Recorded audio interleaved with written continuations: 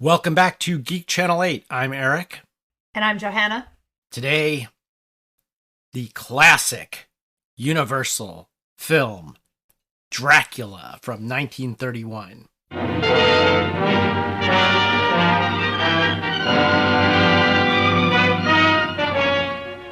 I am Dracula.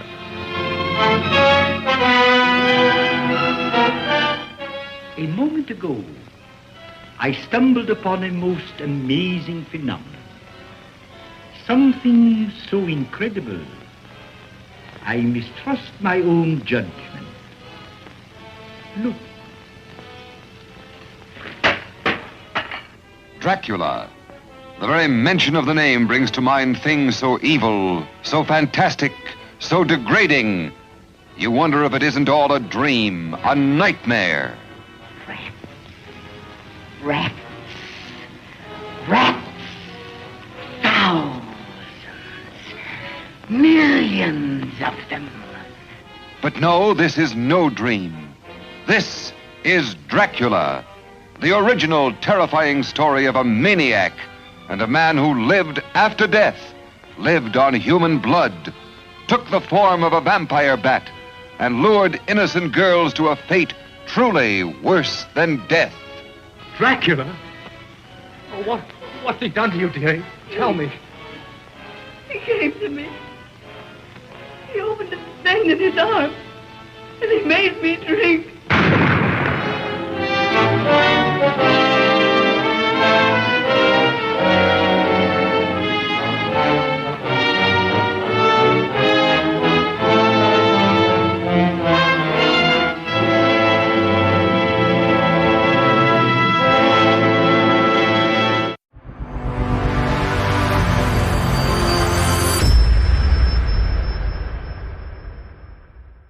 I watched Inglourious Bastards for the first time last night. I had thought I had seen it before, and then I realized that I had only seen part of the ending and had not seen any of the film leading up to the scene in the theater.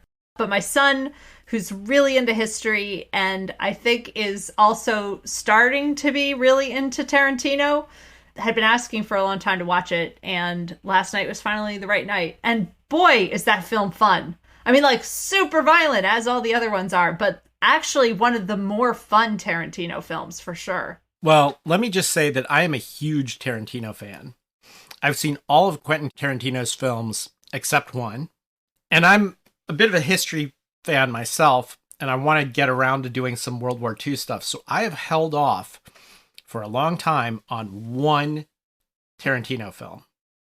That Tarantino film is Inglourious Bastards. It's the only one I haven't seen. Now, it's really hard not to have spoilers because even Tarantino spoils it in his later films. Yeah.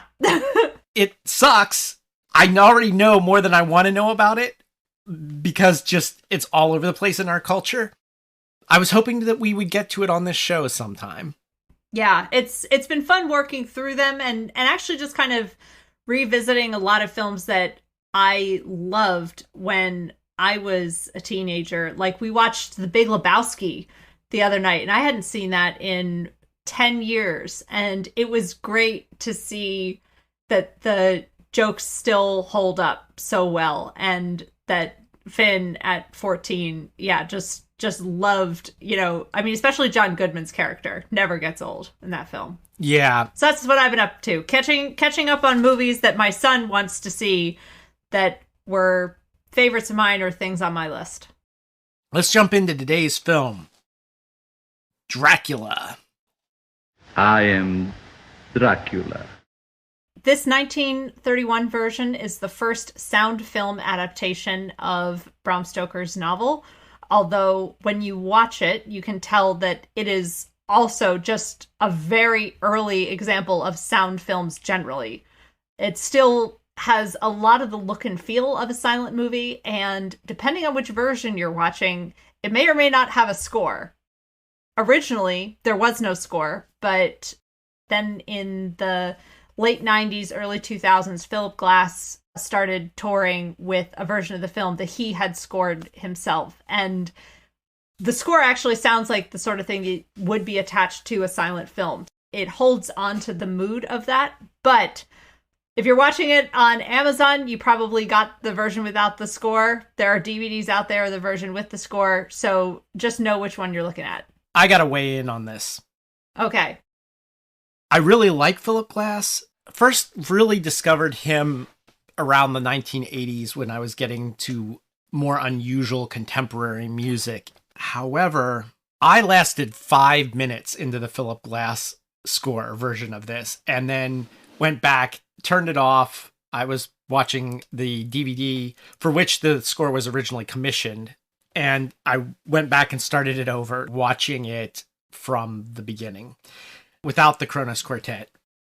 I don't think the movie needs a score. I think it's creepier without the score.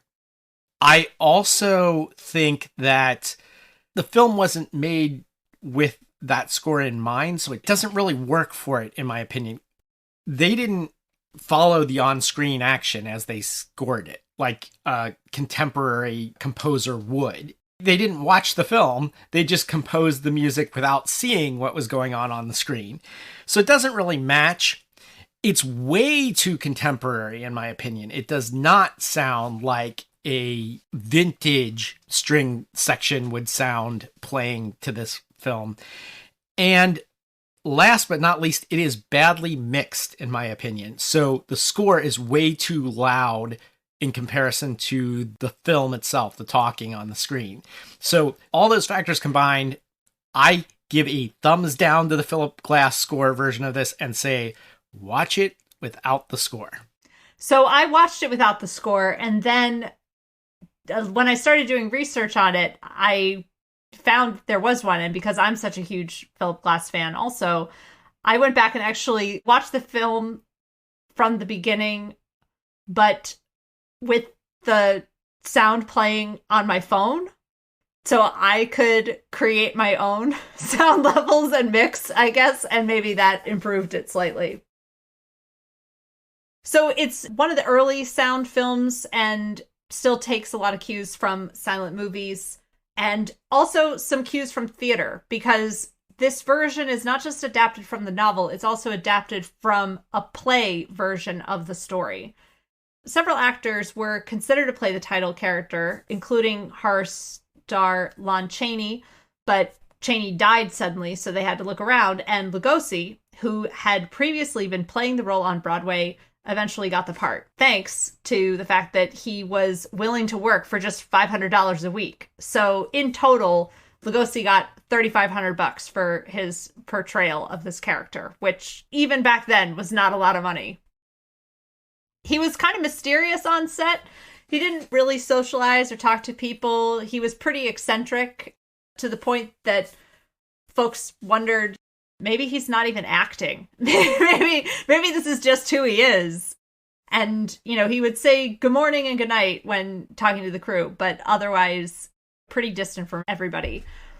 Of course, this is the role that made him famous, but he didn't sign on to do other Dracula titles afterwards because once the film became such a huge success, he realized he'd never get away from it if he did. The film was partially shot on sets at Universal Studios in California, and those same sets were reused at night for a Spanish language version of Dracula, which sounds kind of insane now, but actually was pretty common back then, that they would just simultaneously shoot foreign language versions of films. And there's actually a third version of the film, in addition to the Spanish version, that is a silent film. Because at the time that this came out, not all of the movie theaters had been wired for sound. It was still in that transitional period, but they wanted it to play in as many theaters as possible. So you can actually find a version of this film with intertitles as well. But if you've got a sound version, one of the cool things to note is that the sound effects were done by a Foley artist named Jack Foley, as in Foley effects. The same guy who pioneered it does the effects in this film. So I thought that was pretty cool that this was one of his projects.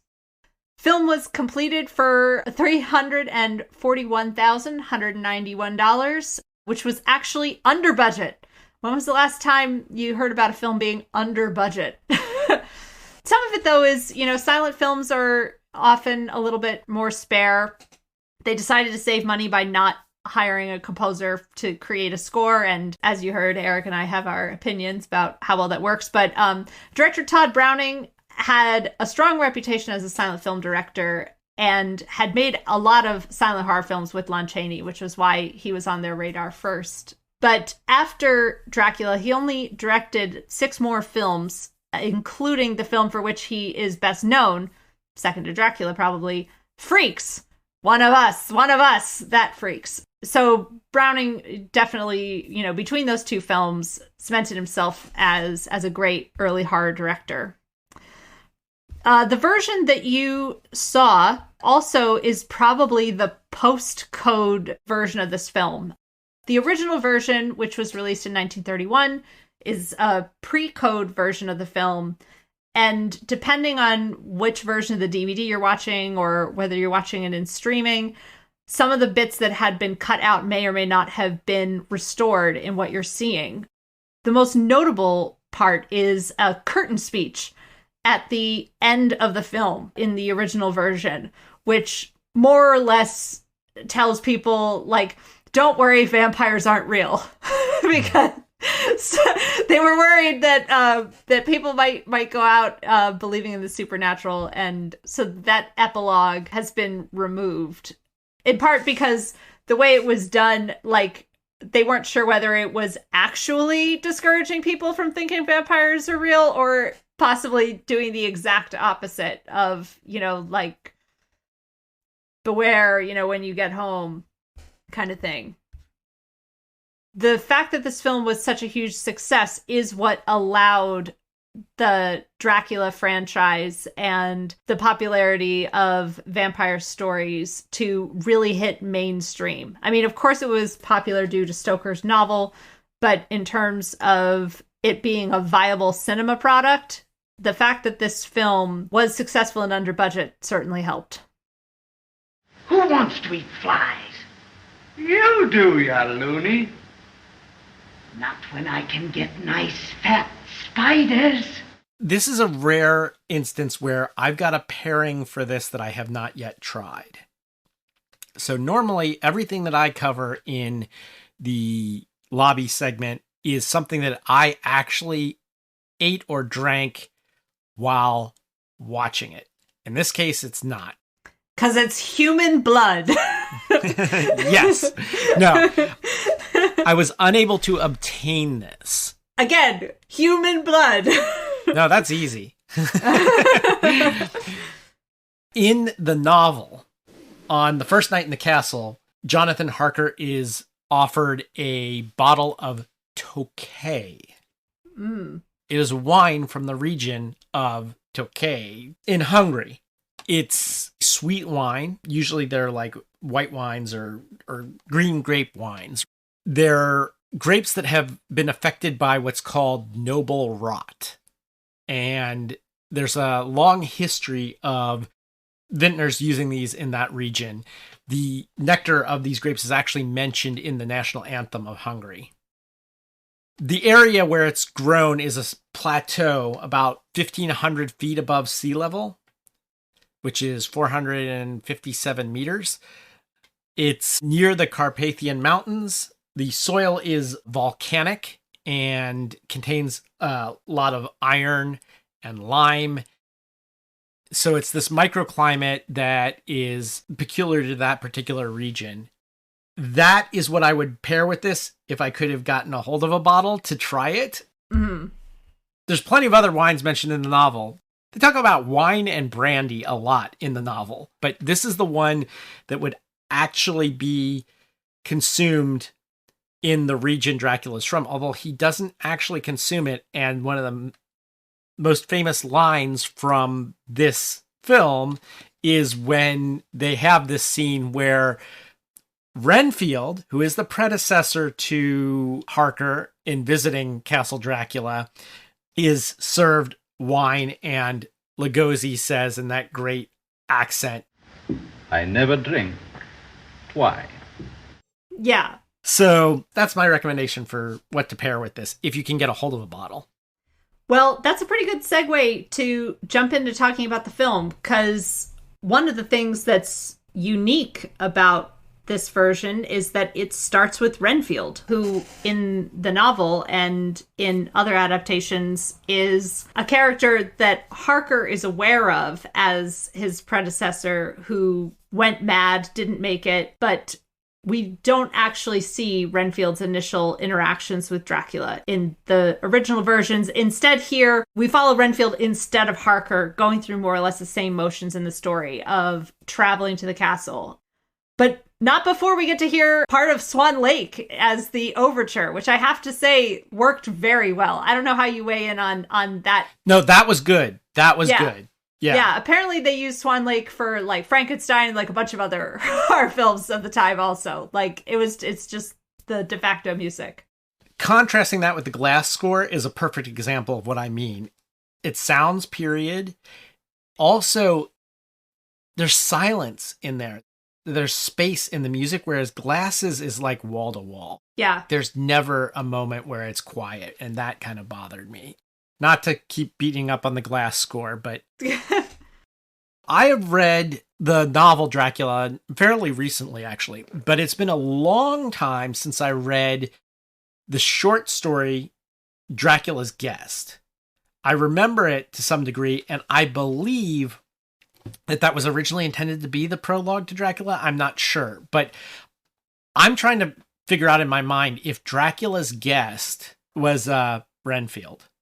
If the character of Renfield was that character.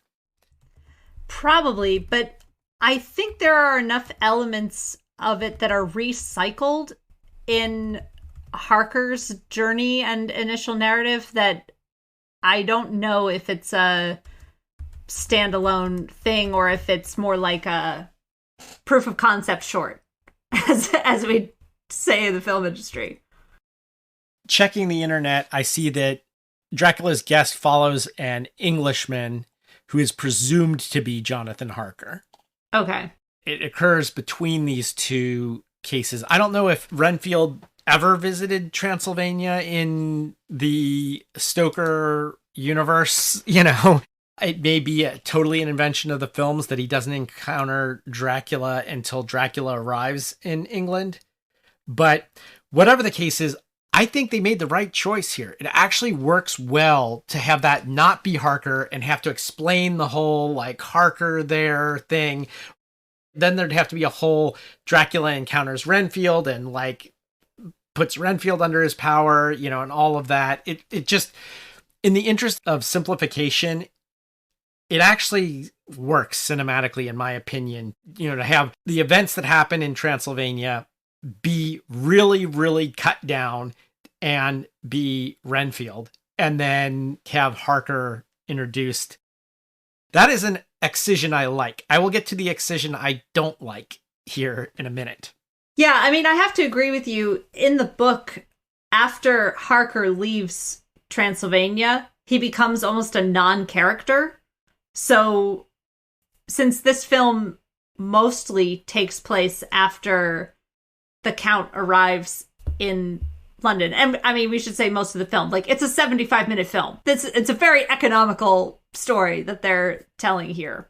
But I thought it was interesting that, you know, Renfield's on his way there, and we already have the villagers saying the word vampire. Like, not just, you know, crossing themselves or, like, indicating in kind of vague ways that they think going to the castle is a bad idea. Like, they flat out say, like, haven't you heard the rumor he's a vampire? Yeah, don't go there. Don't go there.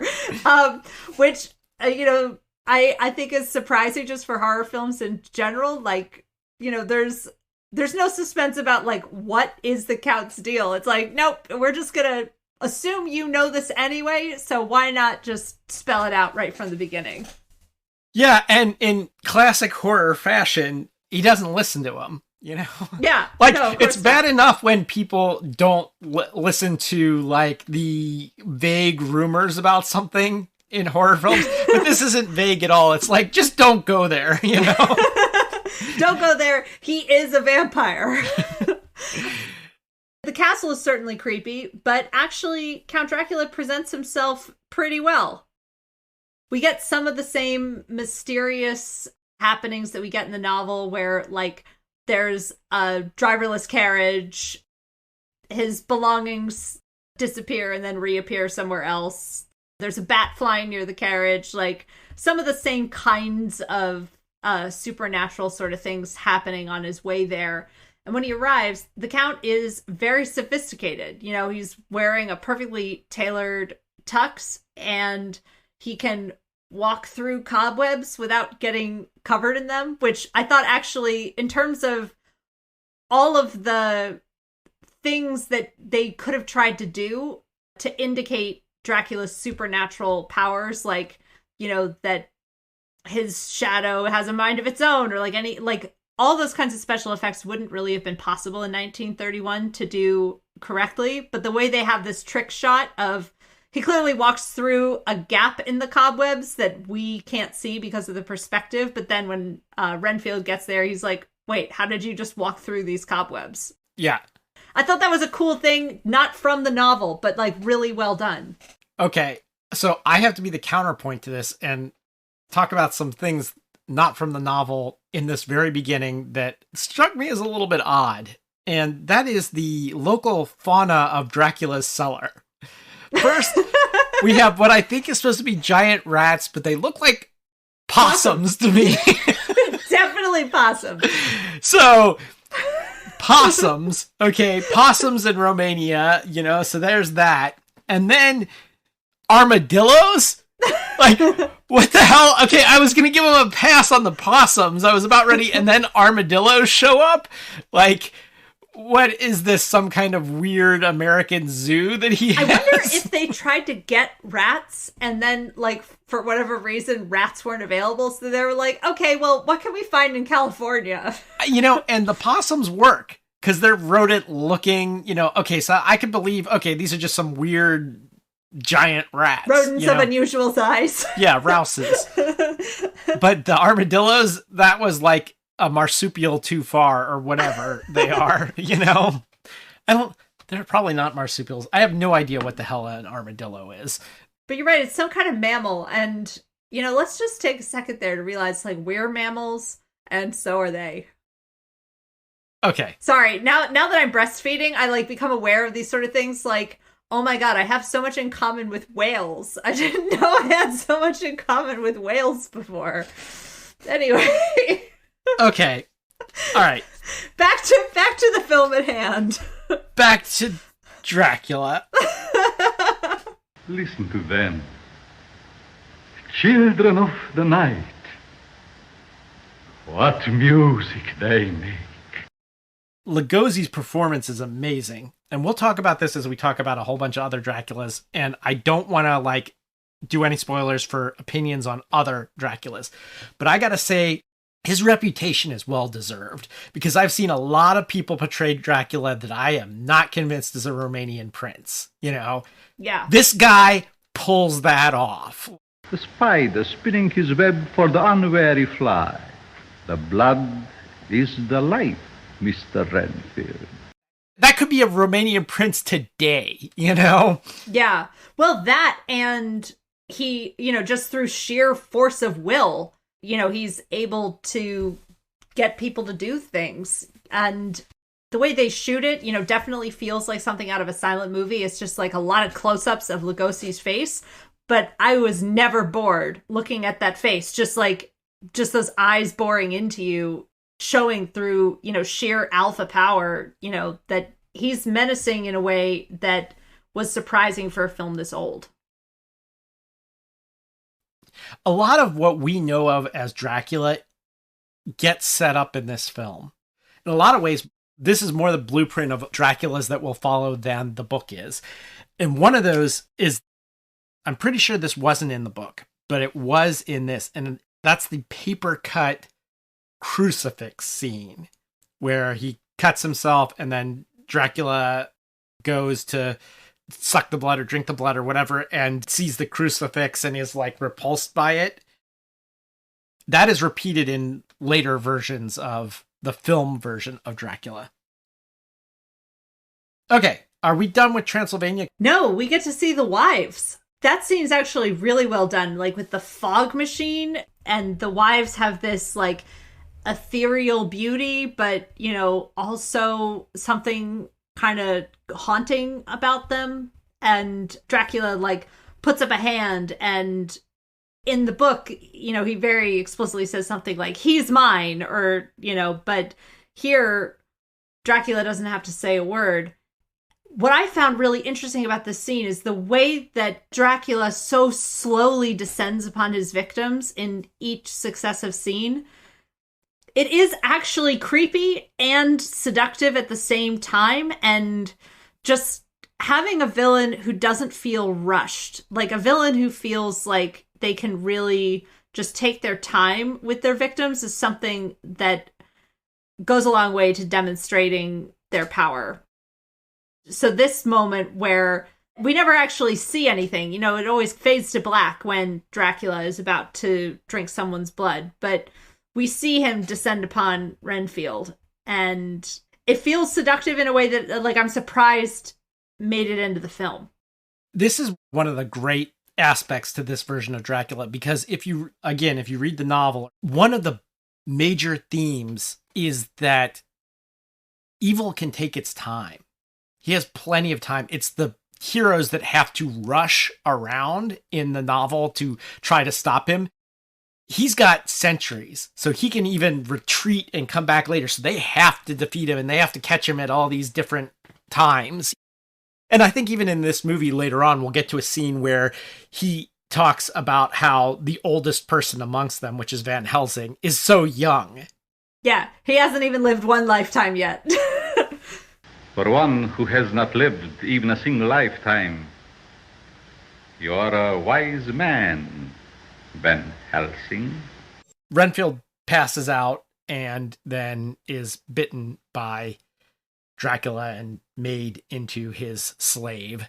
And from there, we pretty much cut right to the boat that they're on their way to England right after that.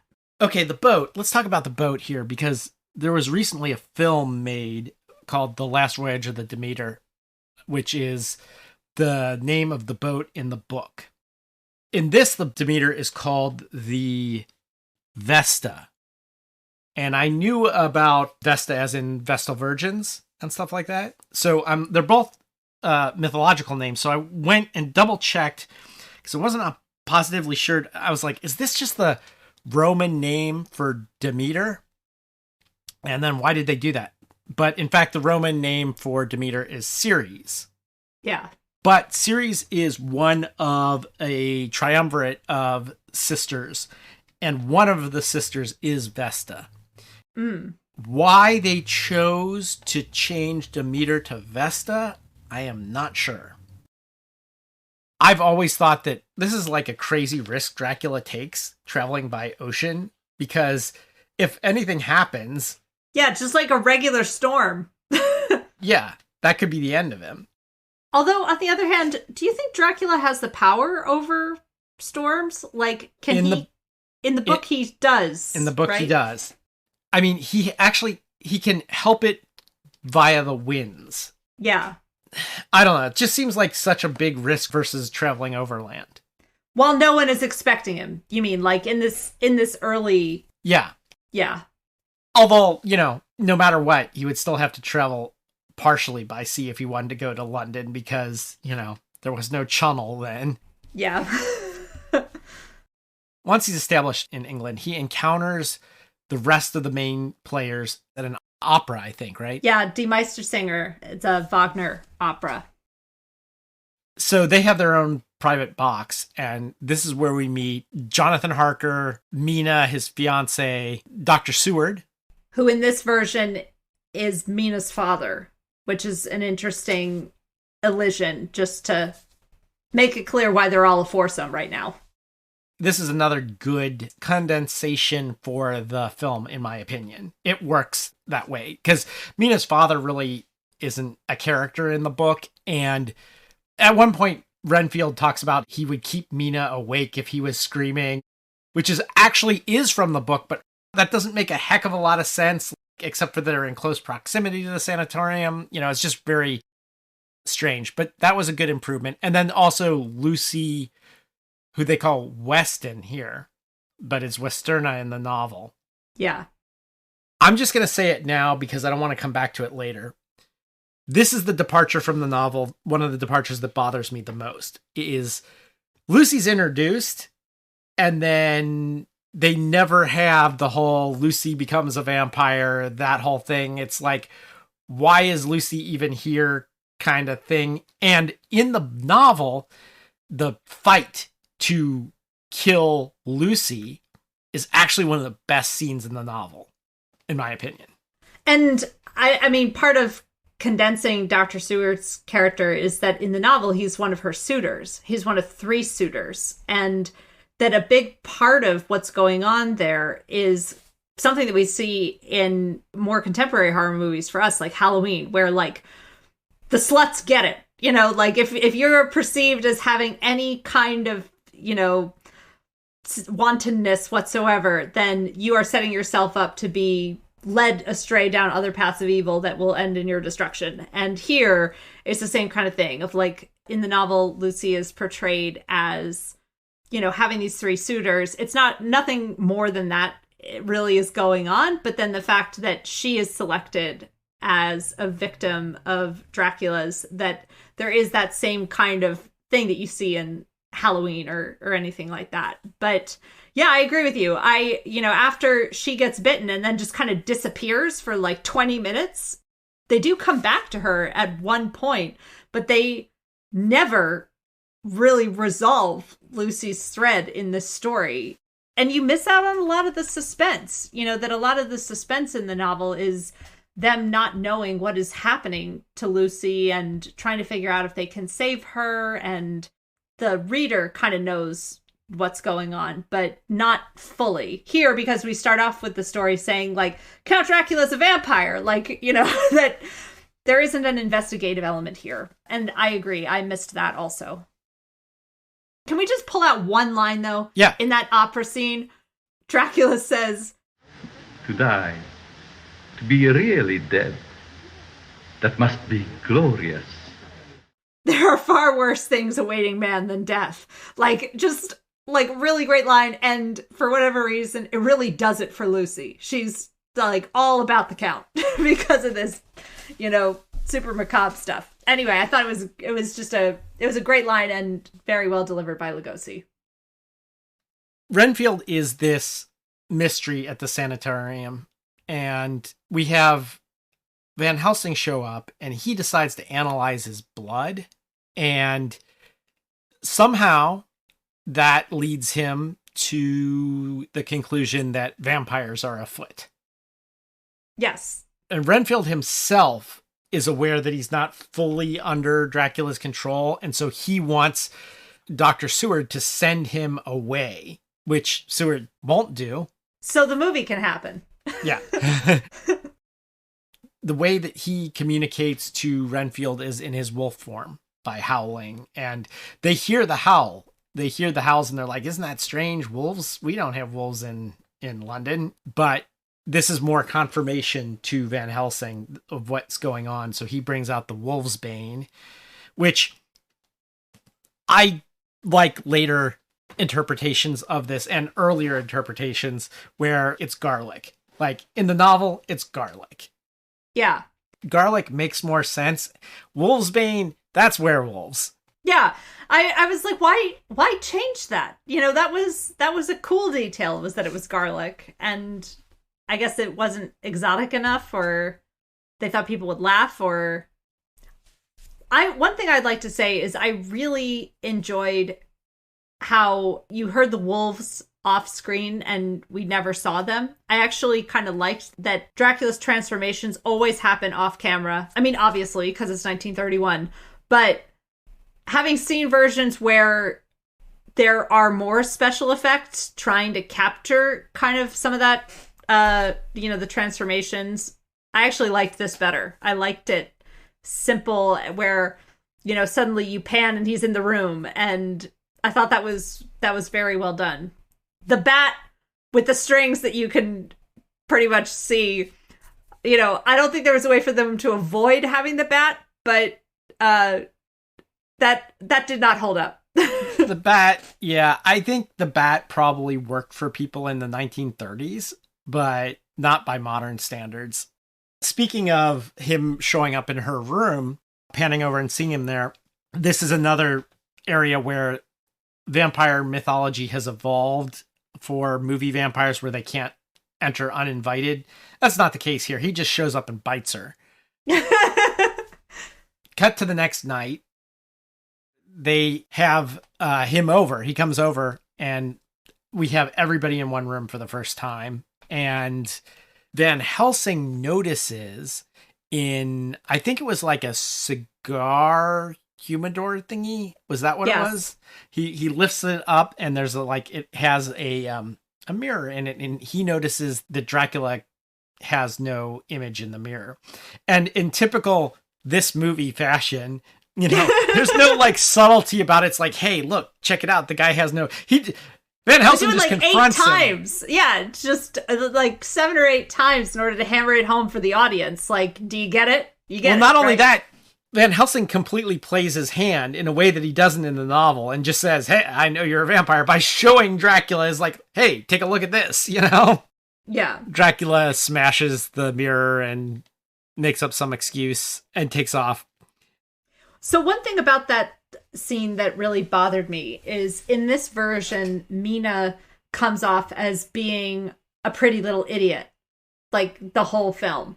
She's just completely useless damsel in distress type character.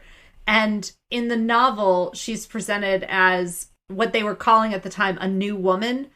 She knows how to use a typewriter, and she's engaged to be married, but, more or less independent and traveling on her own, and, sort of has the closest thing to a career that a woman could have at the time, that she had been a governess and that, she had these practical skills. And so to have a character that for the time period was considered boundary pushing for a woman character, to have that go backwards here was really annoying. Okay. Sorry, that was my soapbox. I will get off of it now. But the Mina defenders of the world unite. She's a good character, and they fucked it up here. Well, I have some issues with even the Mina of the novel, but I don't want to get into that today. All right, fine. But yeah, you're right. This is definitely a step backwards as far as Mina goes. But anyway, now they know that Mina's been bitten. Van Helsing sees the bites and orders her to wear wolfsbane around her neck and has Nurse Briggs. It's too bad we don't have Rosie here. Nurse Briggs to take care of Mina. Renfield overhears them and they confront him, and he's like, yes, I heard you guys talking about this stuff. And he starts to spill the beans about Dracula, but then Dracula shows up and he says, No, Master. I wasn't going to say anything. I told him nothing. I'm loyal to you, Master. You kind of know that's going to be the end of Renfield.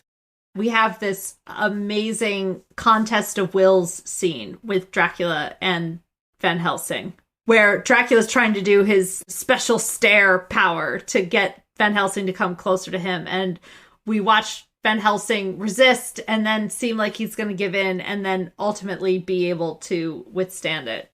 That moment was really cool and is something that I don't think is in the novel. I haven't seen it in other adaptations, but I really liked it here. Van Helsing just knew that Dracula needs to sleep on his native soil. Vampires need to sleep on their native soil. Yes. So they're like, how's it possible if he's here? And that's when he said, well, he could have brought the soil here.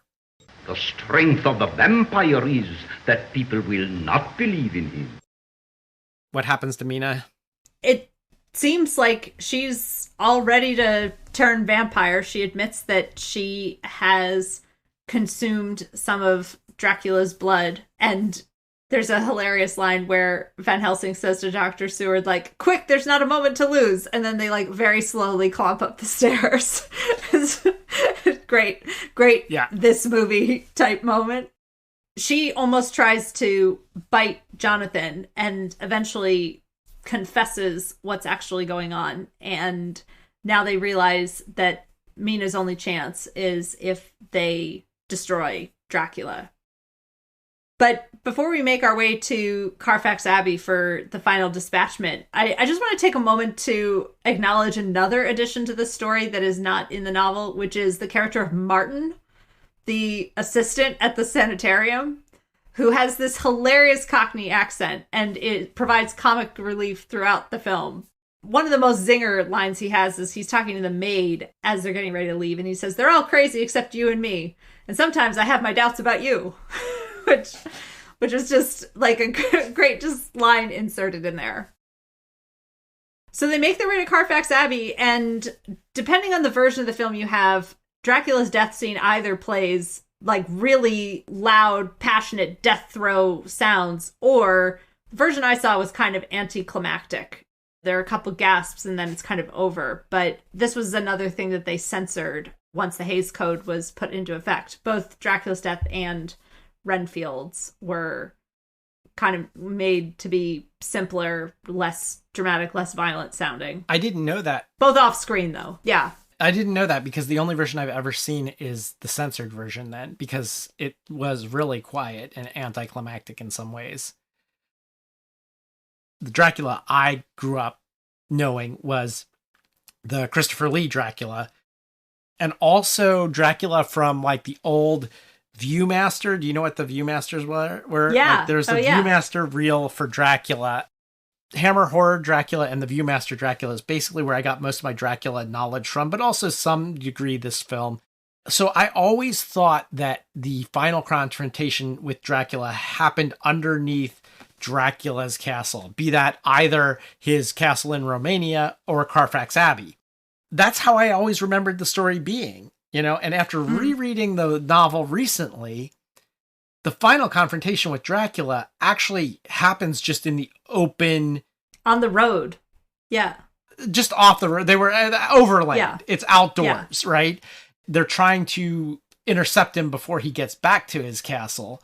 And it's kind of anticlimactic that way in the book. It's a much better death to come and kill and stake him in his lair, you know? And that is one thing where, although the sound effects weren't there, the actual location, that was a good call, in my opinion, to make the final confrontation, you know, in the basement of Carfax Abbey.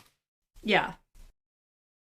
I, of course, am a diehard devotee of the Gary Oldman, Bram Stoker's Dracula, and I've seen that, 20 times. This one I'd only seen once before, and rewatching it again, I actually like this adaptation a lot more than I thought I did. I think, it's not as true to the book, but as a movie, it works really well. With a 75-minute runtime, they do a lot. Bela Lugosi's performance is incredible. Definitely should add this to my rewatch list for Halloween's in the future, or just if you need a vampire night. I watched it without the soundtrack, and it's actually like a really cool example of cinema at that cusp between silent and talking films. And so if you're interested in cinema history, this is a really cool example of what was going on in that transition and kind of seeing that transition at work. Yeah, some people claim that it is the first talkie horror film. I don't know if that's the case, and it may depend on how you define horror, but some people claim that. I think it's great. I think that the stage play pacing is a little bit not suited to the screen, but a lot of people complain about the stage play acting, and it works for me. Like, I think that sort of dramatic acting, both Bela Lugosi as Dracula and Edward Van Sloan as Van Helsing, give excellent performances. The vampire's a pure myth, superstition. I may be able to bring you proof that the superstition of yesterday can become the scientific reality of today. I agree that Mina and Lucy are both not great the way they're portrayed here. Renfield is decent. He definitely seems insane. Yeah. The rest of them are pretty good. It also becomes a little disjointed toward the end. It feels like there's missing scenes there. Like it's not as fully developed right toward the end. Yeah, I mean, I agree with you. I think cutting away from Lucy's storyline and then coming back to it, just kind of like briefly touching on, the children she's been abducting or whatever, and then kind of going back to the Mina narrative does feel like they lose momentum rather than gain it in those sequences. Yeah. Now, the reason to watch this is the performance by Bela Lugosi, and it is a must-see for anyone interested in cinema or interested in horror or both. However, I got to put a plug for George Melford's Spanish Dracula, which if you're talking about watching stuff in future Halloweens, I would recommend watching that because aside from Bela Lugosi in the lead, okay, if you can just get over that part of it, which is really the highlight of this one, everything else is better. So it was shot on the same sets at night. So this is day for night. That they were actually shooting at night for Spanish Dracula. On top of that, they got to see the dailies from Todd Browning's version and improve on them. Yeah. So the camera angles are better. The costumes are better. It is better in every single way, in my opinion, except not having Bela Lugosi in the lead. Other than that, I highly recommend it. Until next time, this is Eric. This is Johanna. Signing off.